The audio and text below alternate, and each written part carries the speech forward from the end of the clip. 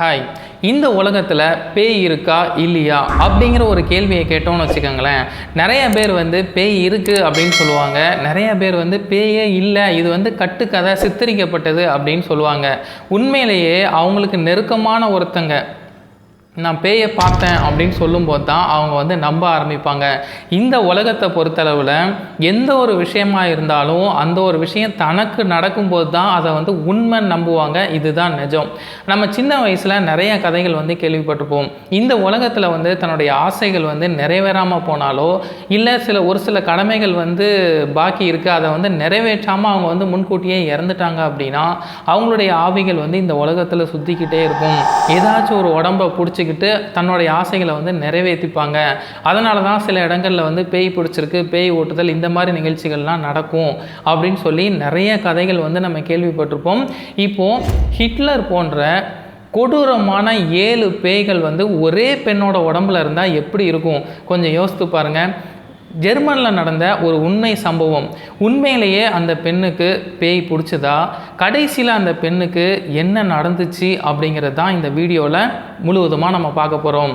1952 வருஷம் ஜெர்மனில் analyse Michelle அப்படிங்கிற ஒரு பெண் பிறக்கிறாங்க. இவங்களுடைய பிறப்பு நார்மலாக இருந்தாலும் போக போக அப்நார்மலாக மாறிக்கிட்டே இருக்குது. காரணம் என்ன அப்படின்னா ஒரு சில ஆக்டிவிட்டீஸ் தான். அதாவது பேய் பிடிச்சா என்ன பண்ணுவாங்க, தனிமையை விரும்புவாங்க, ஏதேதோ பேசிக்கிட்டு இருப்பாங்க. ஸோ இந்த மாதிரி விஷயங்கள் அந்த ஆனலைஸ் மிஷல் பண்ண ஆரம்பிக்கிறான். காரணம் என்ன அப்படின்னா அவங்களுடைய அம்மா கல்யாணத்துக்கு முன்னாடியே குழந்தை பெற்றெடுக்கிறாங்க. ஆனலைஸ் மிஷலுக்கு ஒரு தங்கச்சியும் இருக்கிறாங்க. அந்த குழந்தை தான் கல்யாணத்துக்கு முன்னாடியே பிறக்குது. ஸோ கல்யாணத்துக்கு முன்னாடி ஒரு குழந்தை பெற்றெடுக்கிறாங்க அப்படின்னா அங்கே உள்ள கிராம மக்கள் எப்படி சொல்லுவாங்க, ஸோ நிறைய பேர் தப்பாக பேசுவாங்க, ஒதுக்கி வைப்பாங்க. இந்த மாதிரி விஷயங்கள்னால அந்த அம்மா மனநலம் பாதிக்கப்படுறாங்க, மன அழுத்தம் ஏற்படுது. அதுக்கப்புறம் திருமணம் ஆகுது. இவங்க ஊர் மக்கள்லாம் ஒதுக்கி வைக்கிறாங்களே அப்படின்னு சொல்லிட்டு அவங்க கும்பிடுற மதத்தின் மேலே அவங்களுக்கு அளவு கடந்த ஒரு நம்பிக்கையை வைக்கிறாங்க. அவங்க தான் கடவுள் தான் எனக்கு அப்படின்னு சொல்லிட்டு நிறைய பாஸ்டிங் இருக்கிறாங்க, சாப்பிடாமல் இருந்து ஜபம் பண்ணுறது, இந்த மாதிரி விஷயங்கள் ஆனலைஸ் மிஷல் வயிற்றில் இருக்கும்போது இந்த மாதிரி விஷயங்கள் அடிக்கடி பண்ணுறாங்க. அதுக்கப்புறம் ஒரு மாதங்களுக்கு அப்புறம் analyse Michelle பிறக்கிறாங்க.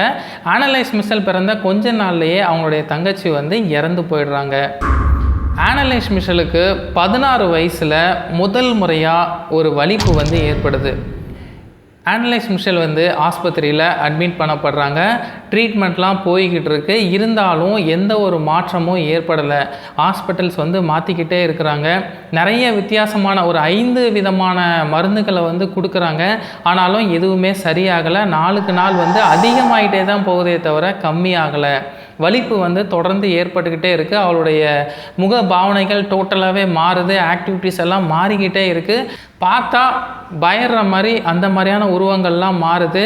So hospital treatment எதுவுமே சரியில்லை அப்படின்னா அடுத்து என்ன பண்ணுவாங்க, தன்னுடைய மதத்தின் மேலே தான் அளவு கடந்த நம்பிக்கை வைப்பாங்க. அதே போல் தான் ஆனலைஸ் மிஷலையும் சர்ச்சுக்கு கூப்பிட்டு போகிறாங்க. ஃபாதர்கிட்ட நடந்த விஷயங்கள் எல்லாத்தையுமே சொல்கிறாங்க. ஃபாதர் ஒரு செகண்ட் ஆனலைஸ் மிஷலை உற்று நோக்கி பார்த்துட்டு இந்த பெண்ணுக்கு பேய் பிடிச்சிருக்கு அப்படிங்கிற மாதிரி சொல்கிறாரு. உடனே இவங்க ஷாக் ஆகுறாங்க. பேய் ஓட்டினா சரியாயிடும், அதுக்கப்புறம் நார்மலாக ஆகிடுவா அப்படின்னு ஃபாதர் சொன்னதுனால ஆனலைஸ் மிஷலை வீட்டுக்கு கொண்டு ஒரு தனி ரூமில் அடைச்சிடுறாங்க. ஆனலைஸ் மிஷல் ஒரு சில டைம் இந்த மாதிரியான விஷயங்கள் பண்ணாலும் ஒரு சில டைம் நார்மலாக பேசும்போது எனக்கு காதுக்குள்ளே நிறைய சத்தங்கள் கேட்டுக்கிட்டே இருக்குது, ஏதோ ஒரு என்ன நான் அப்நார்மலாக இருக்கேன் அப்படிங்கிறது எனக்கே தெரியுது அப்படிங்கிற மாதிரி சொல்கிறதுனால உண்மையிலே இவளுக்கு பேய் தான் பிடிச்சிருக்கு அப்படின்னு சொல்லி வீட்டில் தனி ரூம் அடைச்சி வச்சிடுறாங்க. அதுக்கப்புறம் சர்ச்சிலேருந்து ஃபாதர் வராரு, பேய் ஓட்டுற நிகழ்ச்சியை நடத்துகிறாரு. பேய் ஓட்டும் போது என்ன பண்ணுவாங்க, ஒரு சேரில் கை கால் எல்லாத்தையுமே கட்டி போட்டுருவாங்க. அடித்து கேட்பாங்க, நீ யார், எங்கேருந்து வர, இந்த பெண்ணை விட்டு ஓடு அப்படின்னு சொல்லி அடித்து கேட்பாங்க. ஸோ அந்த மாதிரி கேட்கும்போது தான் ஹிட்லர் நான் இருக்கிறேன் அப்படின்னு சொல்லி கொடூரமான ஒரு 7 விதமான பேய்கள் நிறைய லாங்குவேஜில் பேசியிருக்குது. அப்போ கிட்ட இருக்கிறவங்க என்ன பண்ணுவாங்க, உண்மையிலே அவளுக்கு பேய் தான் பிடிச்சிருக்கு, நிறைய பேய் பிடிச்சிருக்கு அப்படிங்கிற விஷயம் சொல்லுவாங்க இல்லையா. ஸோ அதே போல் தான் அங்கே உள்ள ஊரில் இந்த விஷயம் பரவ ஆரம்பிக்குது. பேய் ஓட்டுறாங்க. அடுத்து வந்து மறுபடியும் அது வந்து அதே மாதிரி தான் அவள் பண்ணிக்கிட்டு இருக்கிறா. மறுபடியும் பேய் ஓட்டுறாங்க, அதே மாதிரி தான் இருக்குது. ஸோ மருந்துகளாலையும் சரி பண்ண முடியல, இந்த மாதிரி பேய் ஓட்டுதலாலையும் சரி பண்ண முடியல. ஒரே வருஷத்தில் 67 டைம் வந்து பேய் ஓட்டுறாங்க. இருந்தாலும் சரியான பாடே கிடையாது. வீட்லேயும் அவங்க வந்து பயந்துக்கிட்டு தொடர்ச்சியாக அந்த பெண்ணை வந்து தனி ரூமில் அடைச்சி வைக்கிறாங்க. இதனால் அந்த பொண்ணு வந்து இன்னும் டிப்ரெஷனுக்கு ஆளாகி சாப்பிடாம செவுத்தில் ஏதாச்சும் நகங்களை வச்சு கீறிக்கிட்டு துணியெல்லாம் கிழிச்சிக்கிட்டு இருக்கிற இடத்த ஒரு அலங்கோலமாக வச்சுட்டு அந்த மாதிரி இடத்துல வந்து வாழ ஆரம்பிக்கிறா. அவளுடைய உடல் எடை வந்து கம்மியாகிக்கிட்டே போகுது. கிட்டத்தட்ட ஒரு 30 கிலோவுக்கும் கீழே வந்துருச்சு. அப்போ எப்படி இருக்கும்? எலும்பு தோலமாக நாளுக்கு நாள் அதிகமாகி ஊட்டச்சத்து குறைபாடின் காரணமாக அந்த பெண் வந்து இறந்து போயிடுறாங்க. கடைசியில் அந்த பெண்ணுக்கு வந்து பேய் தான் பிடிச்சிருந்துச்சா இல்லை உடல் சம்பந்தமான வேறு ஏதாச்சும் நோய் இருந்துச்சா அப்படிங்கிறது கண்டே பிடிக்க முடியல.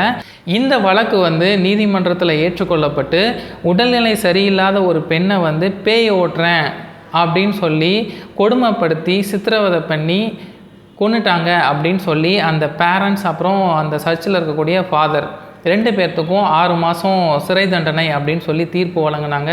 ஆனால் அங்கே உள்ள மக்கள் என்ன சொல்கிறாங்க அப்படின்னா, உலகையே அழிக்க வந்த நிறைய சாத்தான்களை இந்த பெண் வந்து தனக்குள்ளே வாங்கி அவள் இறந்து போயிருக்கிறா. ஸோ இந்த பெண்ணை வந்து நம்ம வழிபடணும் அப்படின்னு சொல்லி அங்கே உள்ள கிராமத்தில் உள்ள மக்கள் எல்லாருமே இன்னமும் அந்த சமாதியில் போயிட்டு கும்பிட்டுட்டு தான் இருக்கிறாங்க. இதை வந்து நம்பிக்கை அப்படின்னு சொல்கிறதா இல்லை மூட நம்பிக்கை அப்படின்னு சொல்கிறதா? ஸோ எதுவோ உங்களுக்கு என்ன தோணுது அப்படிங்கிறத மறக்காமல் கமெண்ட் பாக்ஸில் சொல்லுங்கள். பாய்.